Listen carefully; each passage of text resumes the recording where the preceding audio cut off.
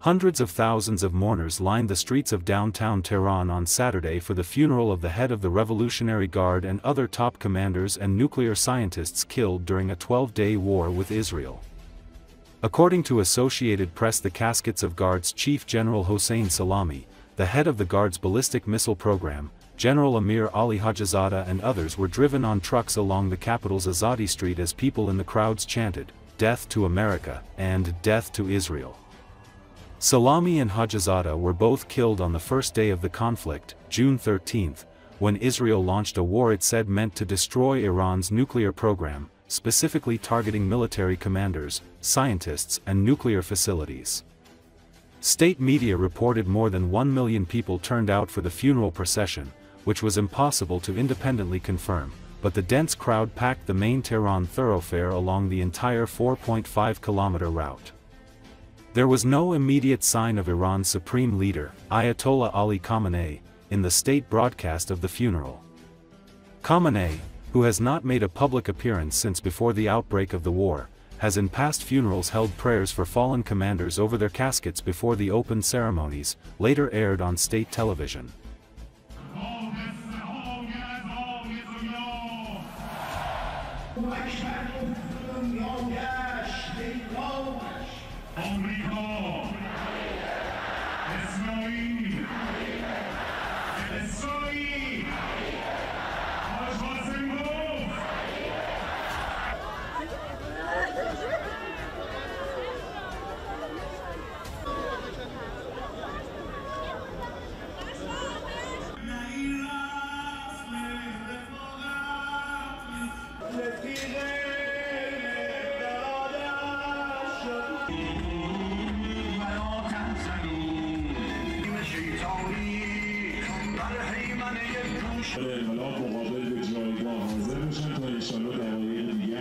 آتش بس نیست، استوپه، ولی 100% ما هر جواب اونها هر کاری انجام بدم ما جواب دندان شکنی خواهیم داد.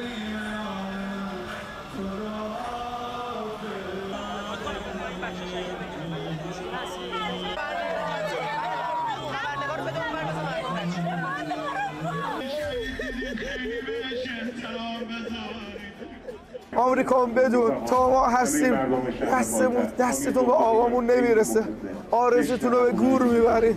دونه دونه بچه های ایران، شیعه های ایران فدایی هست.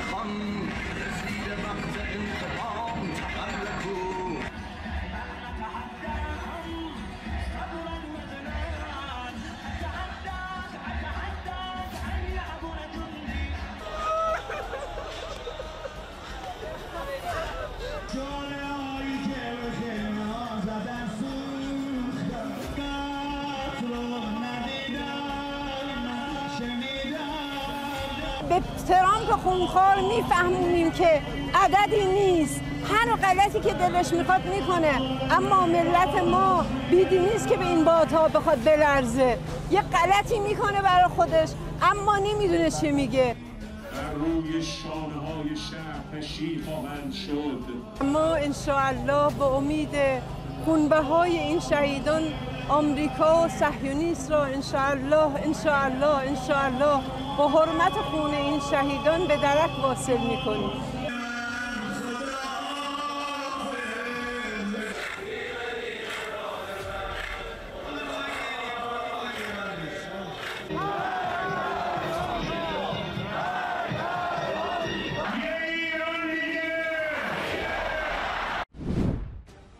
While the Kremlin talks about stability and the return to greatness, the reality is much darker.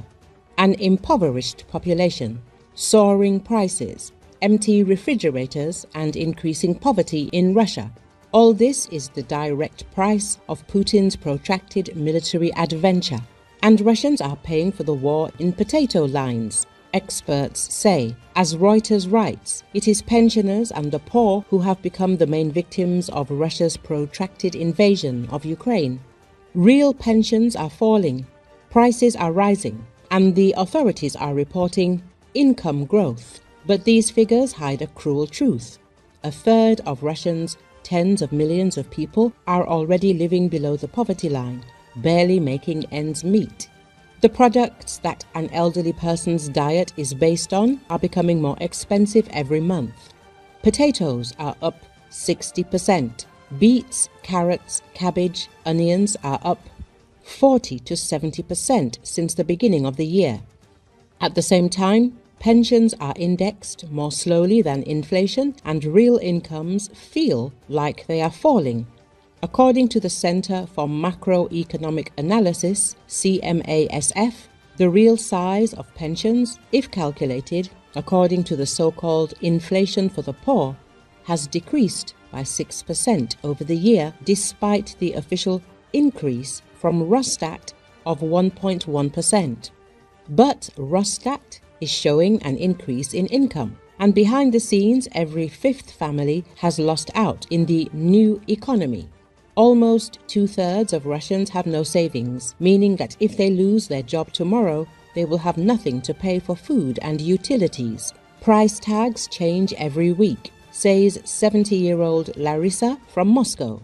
The same idea is heard from everyone. People have fixed incomes and prices behave like a stock exchange, only not on the growth of capital, but on the zeroing of human dignity.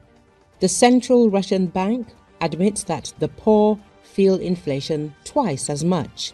The head of the central bank, Elvira Nabiullina, admitted in June that our people do not buy TVs every day. They buy food, which means they feel the crisis differently. The expected inflation for the poor is 14 to 17%. The official target is 4%. The gap is not just in percentages, it is in destinies.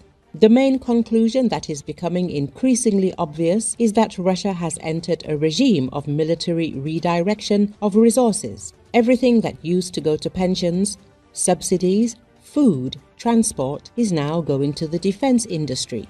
Prices are rising because there is less food in warehouses and more ammunition. Today, Putin is not only a foreign policy isolator, but also an economic collapse for his own people. Russia is once again turning into a country with rationing inflation and inflation for the poor. Only now all this is not under the heading "the shame of the 90s", but under the tales of imperial revival. Now, with this trend, a food riot in Russia is not ruled out. People are more interested in the war in Ukraine. They are demanding bread from President Vladimir Putin.